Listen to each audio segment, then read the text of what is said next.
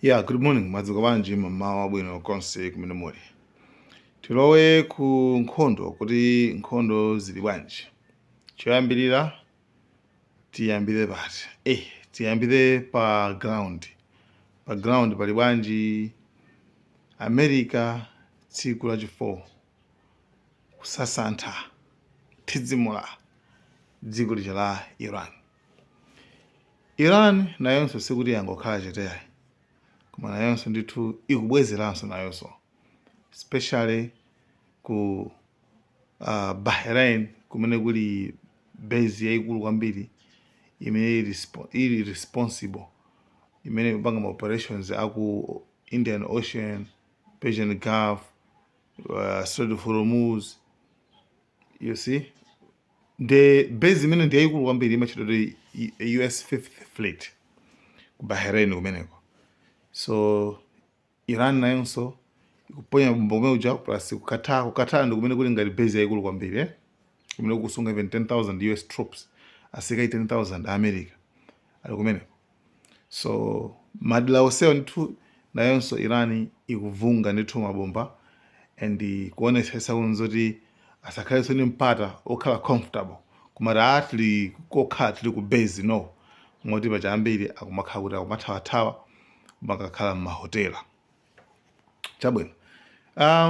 Pa nkhani ya pa Strait of Hormouz papezeka kuona kuti Iran ndithu yasasanthaso menepo ship ina ya Dutch. The Dutch shipper Stolt Tanker confirms that one of their tanker ships, christened the Stolt Magnesium, flagged out of Liberia, that was hit. That started a fire in the engine room. When we see these tankers that are getting hit, they keep getting hit in the engine room, and it shows some precision on behalf of the Iranians and their ability to fire on these ships. The crew is accounted for.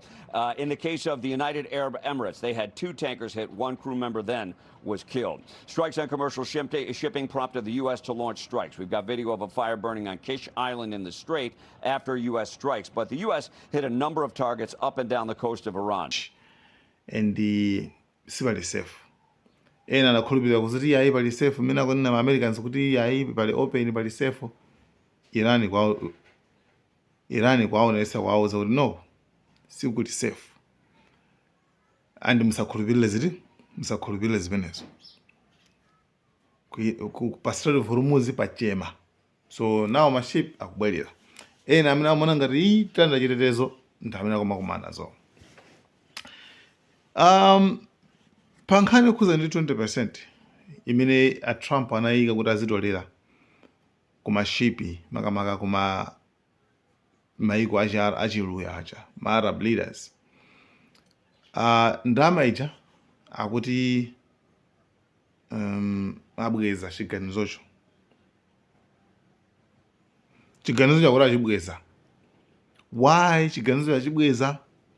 Pacha ndinakuwuzani nikuninso kuti ndalama iyi dzona paka video nina kuti ndalama imene amanena Trump kuti afuna azitolera actually amafuna azingowadyera zako lopola imagine maiko achiluya.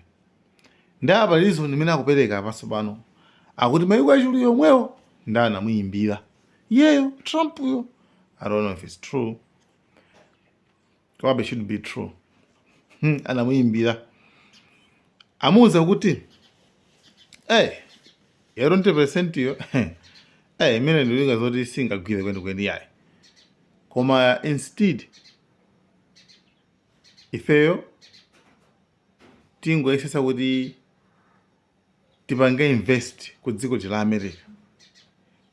Tizipanga invest ku America ko. Komano za 20% zisingagwire imeneyo. I don't know if it's true. So I put it out yesterday. I thought it was good. I was called by different people, different countries, kings and emirs and all of the people that we all know and we all love. And they've been very strong partners. And they said, we'd love to do it a different way. We'd love to invest in the United States with billions and billions of dollars and continue our record setting, because there's never been a time like this with the United States, with the factories, with the plants, with everything else. And we would like to invest tremendously in the United States as opposed to charging a fee. And I like that actually, because I don't think anybody should be able to charge a fee for the for the Strait or for any other Strait relationship in terms of other sections of the world. I don't think anybody should be really in that position. But we were doing it as a reimbursement. The Gulf states are going to invest a tremendous amount of money into the United States, and that was very satisfactory to me. I think it's actually much better. Zokuza ndi kupanga invest ku America ko. Basi chimene akufuna iyeyo angofuna zoti zake zizimuthekera kwawo ko basi alenzawo alibe nawo ntchito. Aluyo alibe nawo ntchito basi kumwango ajera basi kumwango opyeza kumwango opusisa nawonso aluyaso kugona nawonso ndifaka ngoti basi makuti. Right? So yeah, that's it. Main the issue yokuza ndi pa Strait of Hormouz. Koma nkhani ili pandi yokuza ndi ma-Americans aja pa Strait of Hormouz sanafikepo yayi. Do you think kuti pa Strait of Hormouz ma-Americans sangapita kukalandapo? Pa Strait of Hormouz ma-Americans atapite achitimike atha kupita kukalanda bwinobwino paja kukalandapo. Koma timbani pene. Koma pa Strait of Hormouz kuti pathe kuti akalandepo ndo akafuna kuti aluzepo zinthu zingapo. Aluzepo anthu bakuzokhala nkhondo. Aluzepo anthu komanso aluzepo maship akuluakulu. Maship atha kuzuluza pale paja. Right? So sakufuna kutenga risk imene yayi. That's why kumonkhwako mtunda. That the Americans can't do very much to keep the straits open. Despite what President Trump said, they cannot keep the straits open unless they're prepared to sail in there with their 2 carrier battle groups and fight a battle of the Hormuz Strait. And if they fight that battle, they will undoubtedly win it. But in winning that battle, they'll lose something as well. They'll lose a ship, or they'll have ships damaged. They might have some of their personnel killed. They cannot do it without loss. But they would win the battle if they took it on, but they won't take it on. And they've already lost somewhere in the region of 18 members of the military, I think. They have, yes, in this war. Yeah, and quite a number of aircraft through accidents. And they've had other, the facilities have been more damaged than they say. I mean, in Bahrain, which is the Al Jafir base in Bahrain, tiny little Bahrain there, just there it is on the map. That's the headquarters of the US 5th Fleet. It's not clear that that base will be usable again. It's been so badly damaged. And the kuralo wekseso asilikali mudziko la Iran still my experts I wouldn't know actually ziyabanga cost kwambiri, right? Panopa sikudziwikaso chifukwa even ku Bahrain ko 50th fleet imene imeneyo kuti base yawo ija ikulu ija zotiso panopa singakhaleso usable nzokayikitsa. Yes, even a British expert war expert wayankhulaso nkhani kuti guys anaononga kwambiri kujeni ku Bahrain. Iran yaphwasula kwambiri kuposa amene muganiziramo, and I don't think kuti angagwiritsenso ntchito kumene kucha. So zambiri zilipo, zambiri zikuchitika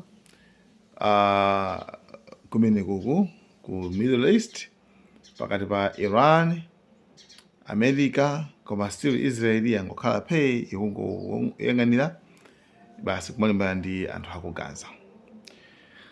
Yeah, so zina zikamachitika tikufotokozeranisoni kuti makamakazi kukhala bwanji koma nonkhani ndimeneyo. Thank you so much, Malawi and cameras.